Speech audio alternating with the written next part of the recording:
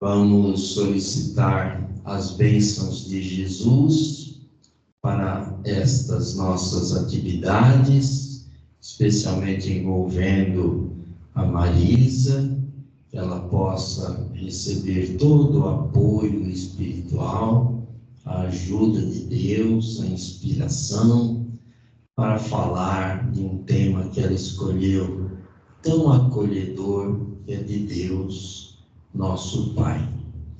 E ao mesmo tempo pedir para cada um de nós também as bênçãos, que Jesus nos ampare, nos ilumine, e que aqueles que não puderam vir ou que estão a caminho também possam receber esta ajuda.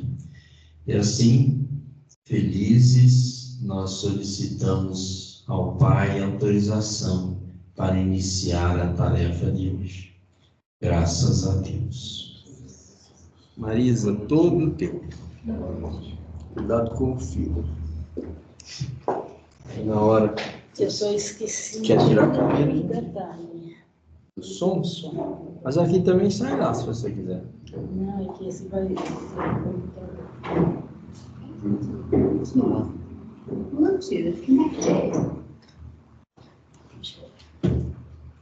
isso. Boa noite a todos. Boa noite. Boa noite, turminha da internet. Nosso tema de hoje é um tema muito difícil para quem fala, porque é um tema muito profundo e a gente precisa assim de muita serenidade para conseguir desenvolver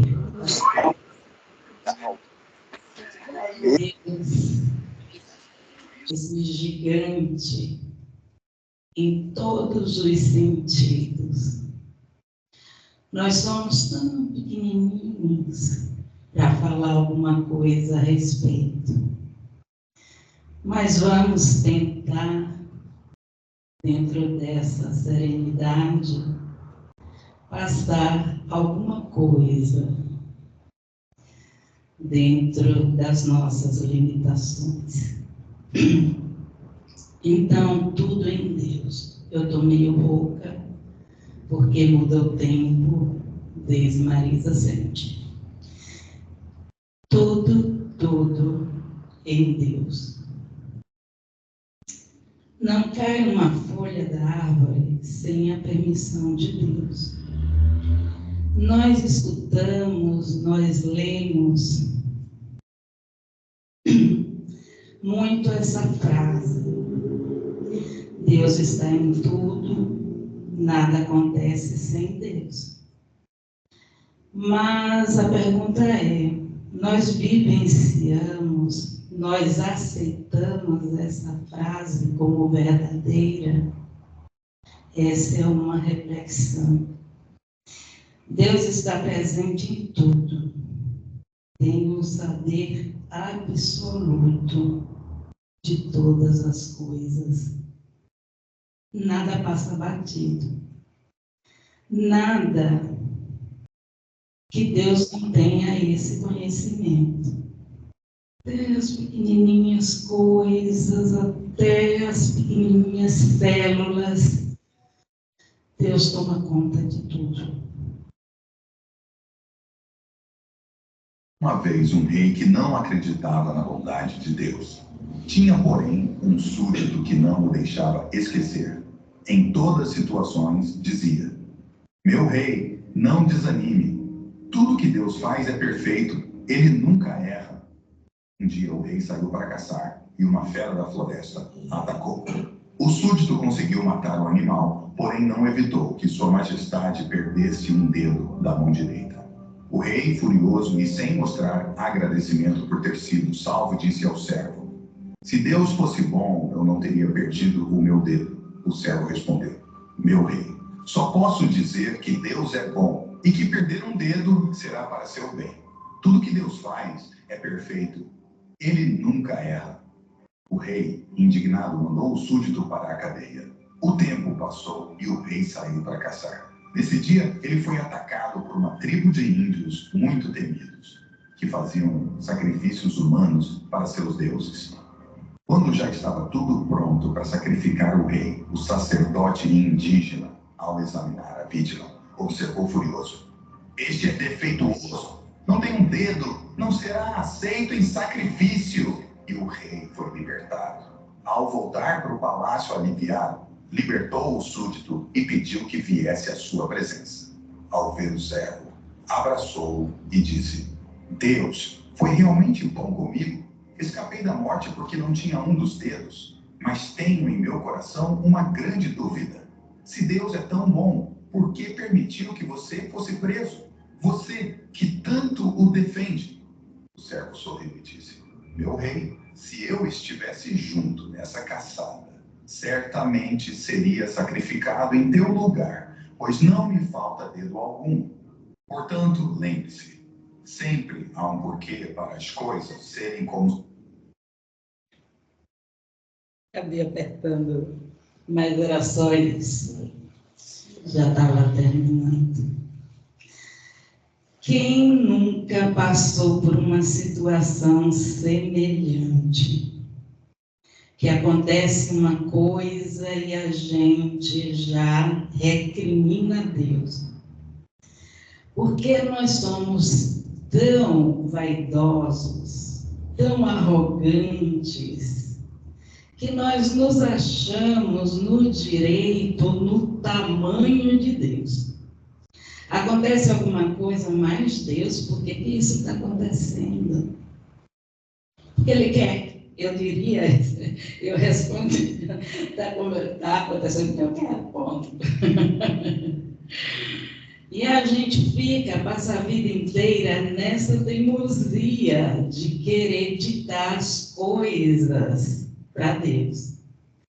E, no entanto, a gente só vai ver lá na frente, com sorte, na mesma reencarnação, quais são os desígnios de Deus.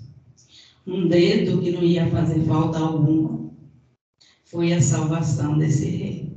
E diariamente a gente passa por muitas situações semelhantes. Aquilo que nos parece muito graves, ficar sem, vai ser a nossa salvação ali na frente. Eu não posso de mim mesmo fazer coisa alguma.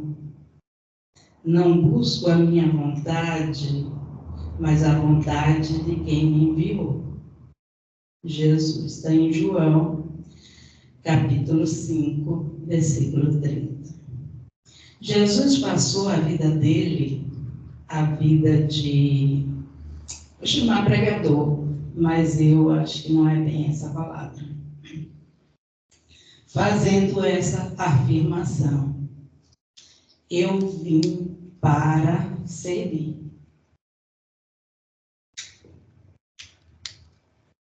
Eu vim para cumprir a vontade do meu Pai.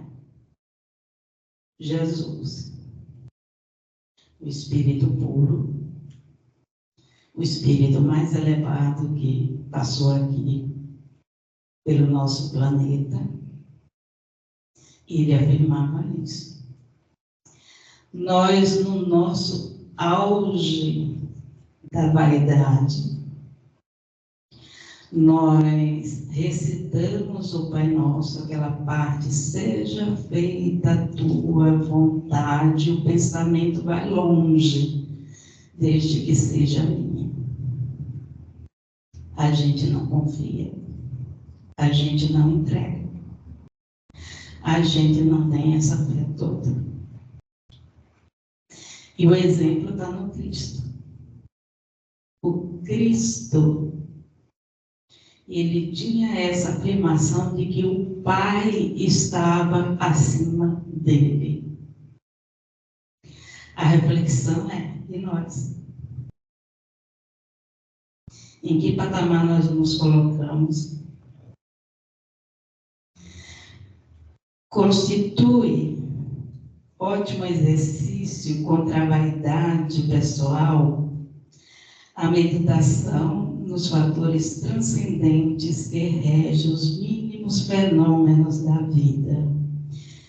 Esse parágrafo está no livro Caminho, Verdade e Vida, autoria do Emmanuel, através do Chico Xavier, e o título, do capítulo 101 é exatamente Tudo em Deus. E ele nos chama para essa reflexão, dessa vaidade, dessa postura que nós temos e nos colocarmos muito acima do que nós somos. Aí tem uma historinha de um menino, ele estava tentando mudar um móvel de lugar. Aí ele empurrava, ele puxava, ele empurrava, ele puxava o móvel imóvel. Não saía do lugar. E ele se esforçava, e o pai chegou, ficou olhando aquela cena, aquele esforço inútil. Aí o pai perguntou: você está colocando toda a sua força? E o garoto respondeu: sim. E o pai disse: não. Porque se você estivesse colocando toda a sua força, teria me pedido ajuda. E a gente não se dá conta de que a maior força que nós podemos ter, dispor, é a humildade. A humildade de percebermos as nossas limitações. A humildade de percebermos até onde nós podemos ir. A humildade de percebermos que ninguém vive sozinho. Ninguém pode nada sozinho. Nós não somos autossuficientes. E às vezes a carga está muito pesada. E depende de outra pessoa para nos ajudar. E é tão simples, mas a nossa vaidade encobre o raciocínio. E aí, quando a gente pensa nas nossas limitações, tem sempre alguém que nos ajuda a carregar esse peso. Esse alguém pode ser, ou em primeira linha, um encarnado, mas com orientações do plano espiritual. Quando a gente desce do pedestal, Deus envia uma legião de colaboradores para nos auxiliar, nos intuir, nos dar ideias para que o nosso caminho seja o menos sofrido possível. E aí a nossa carga fica muito mais leve. É só colocar aquele armário em cima das rodinhas e a gente consegue puxar. Mas para chegar até esse nível, a gente precisa descer da arrogância.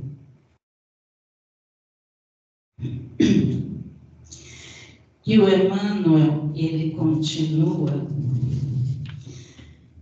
os discípulos sinceros não ignoram que todas as suas possibilidades dependem do Pai amigo e sábio, que as oportunidades de edificação na terra, com a excelência das paisagens, recursos de cada dia e bênçãos dos seres amados, vieram de Deus que os convida, pelo espírito de serviço a ministérios mais santos.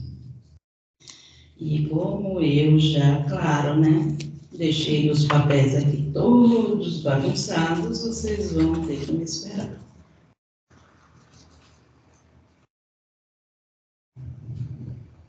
É isso mesmo. Agirão desse modo, amando sempre, aproveitando para o bem e esclarecendo novas luzes, porque seus corações reconhecem que nada poderão fazer de si próprios e honrarão o Pai, entrando em santa cooperação das obras. Aqui o Emmanuel, ele já dá o tom desse convite do alto para servirmos. Nós estamos aqui exatamente por isso, e era o que Jesus tanto falava, tanto afirmava.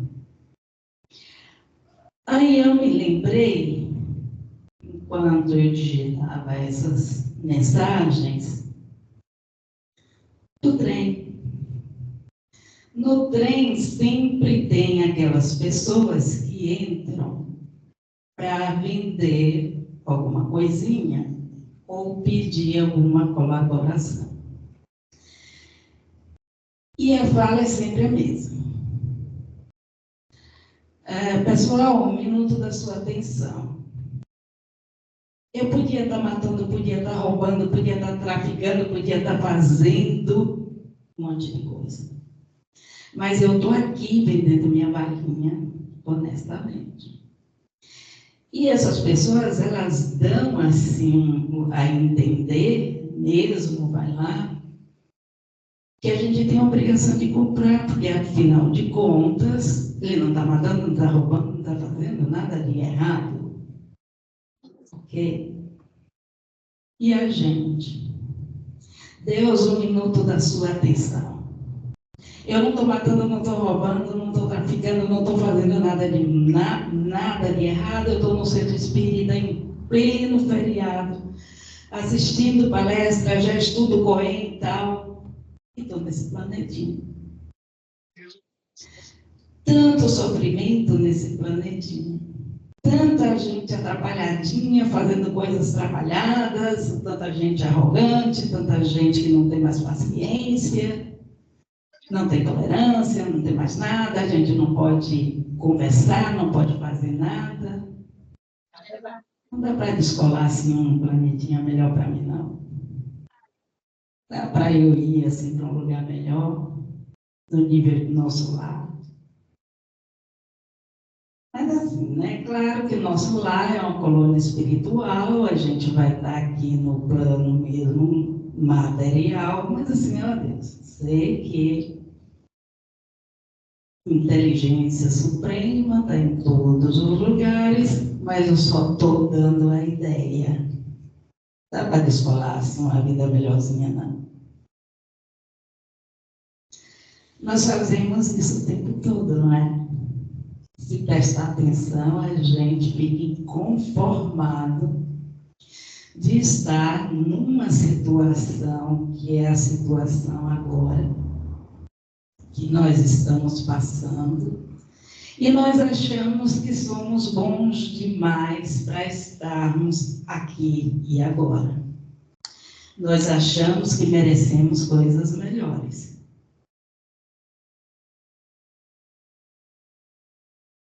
Porque, afinal de contas, nós já estamos muito melhores. Nós já não fazemos coisas que nós fazíamos antes. Só que nós não fazemos mais coisas como fazíamos antes. Então, está na hora da gente passar para frente.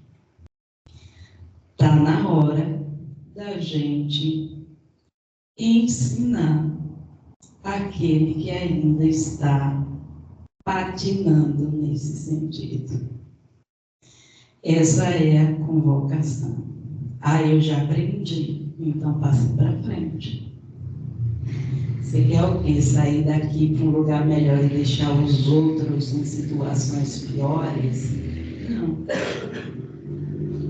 Você vai ter que, porque a obrigação da gente, quando a gente aprende as coisas, é passar adiante.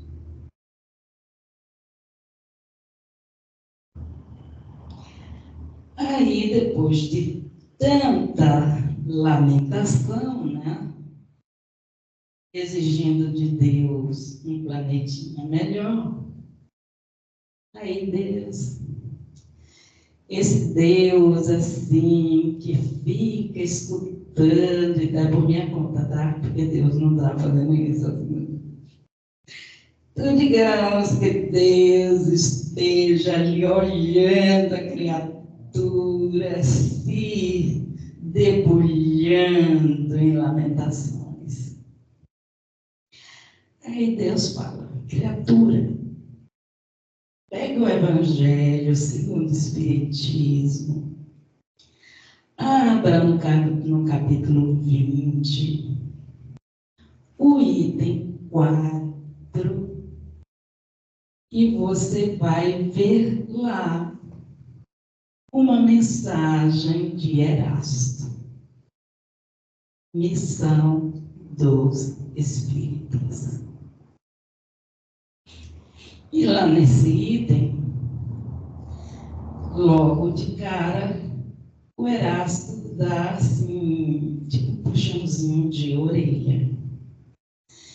Não percebeis, desde a formação da tempestade que deve assolar o velho mundo e reduzir a nada a soma das iniquidades terrenas? Eu não lembro agora a data, é 1863, alguma coisa nesse gênero, quando essa mensagem foi ditada. Estamos em 2024, já na metade, e ainda nos surpreendemos pelo que está acontecendo. E ele fala aqui, você já sabia. Você já sabia que ia precisar ter as tempestades para poder limpar tudo que foi colocado aqui.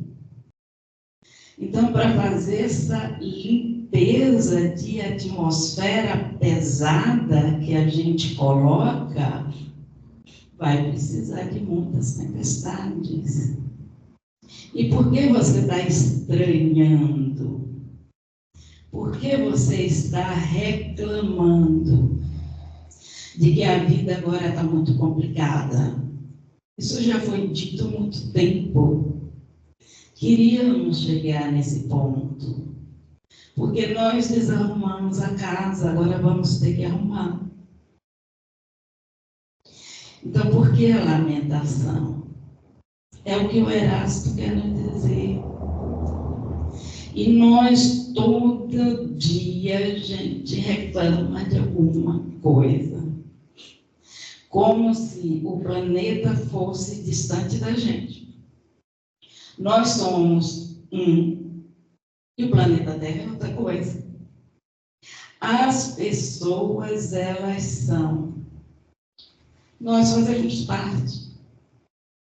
Ah, mas eu não guerreio mais. Você pode não guerrear com armas, mas você guerreia sim consigo mesmo. Você guerreia sim com os outros. E hoje está na moda as redes sociais. Vê quanto mal a pessoa faz a outra com uma mensagem numa rede social. Então eu não guerreio, guerreio assim. Ah, eu não faço mais isso, faz sim.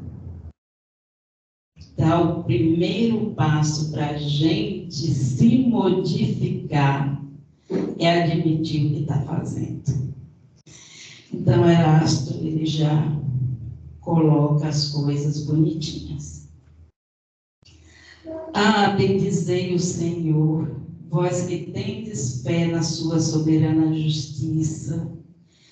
e que novos apóstolos da crença revelada pelas vozes proféticas superiores e de pregar o dogma novo da reencarnação dos espíritos, segundo o bom ou um desempenho de suas missões e a maneira por que suportaram as suas provas terrenas.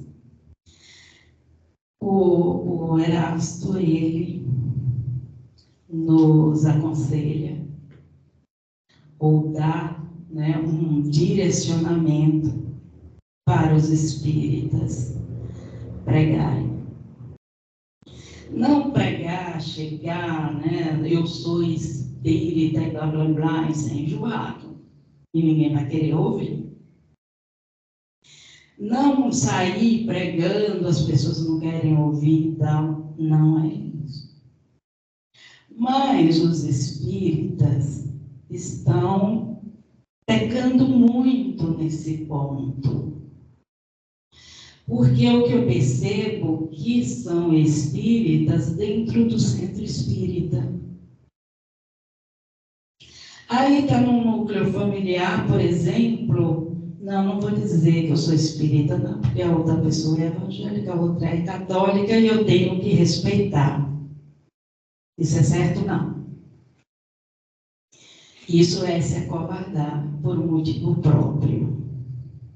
Porque eu analisando, quando a gente está no núcleo familiar, ali mesa posta, tudo bonitinho, é um falando mal do outro, o outro falando mal do um, é um discordando do outro, o outro discordando do um.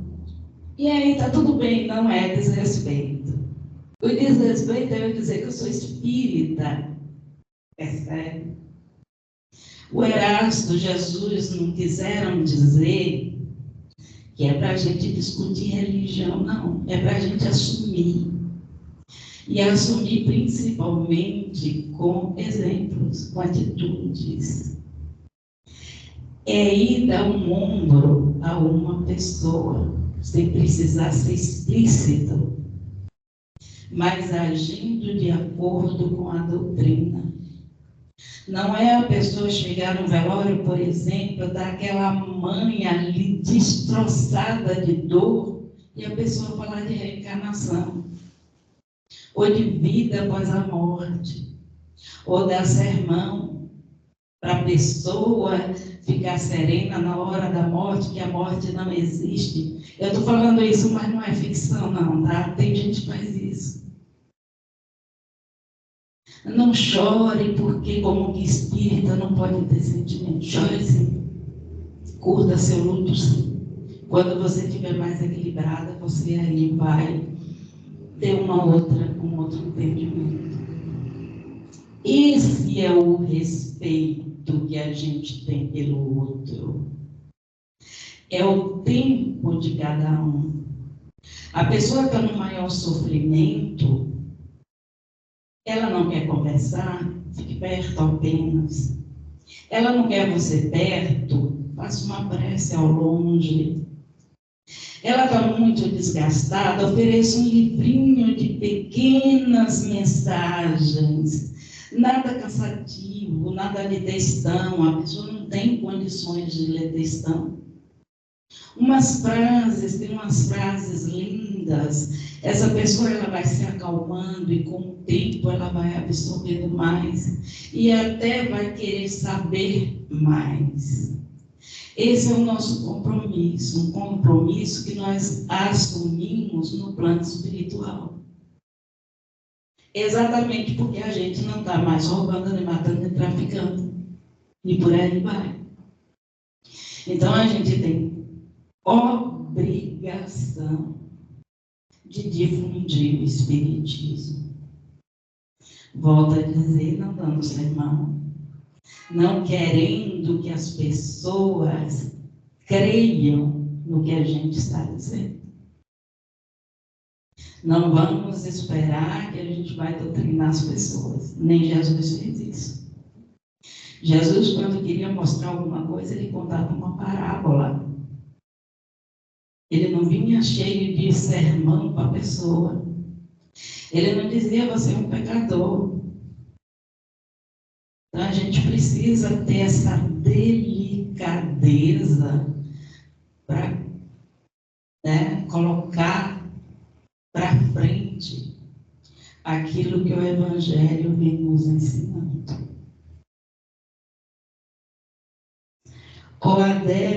Ó verdadeiros adeptos do Espiritismo, vós que sois os eleitos de Deus, ide pregai a palavra divina. É chegada a hora em que deveis sacrificar os vossos hábitos, os vossos trabalhos, as vossas futilidades à sua propagação. O Erasto, ele fala que o espírita é o eleito de Deus, é o eleito para o trabalho, não é o eleito para as portas do céu, é para o trabalho, porque o espírita já tem um entendimento para esse trabalho, para essa divulgação. O espírita já está preparado ou tem a obrigação de se preparar para o consolo. É uma doutrina consoladora, é uma doutrina que compreende, é uma doutrina amorosa. E é com esse mesmo amor que essa doutrina nos abraça, que nós devemos abraçar o outro.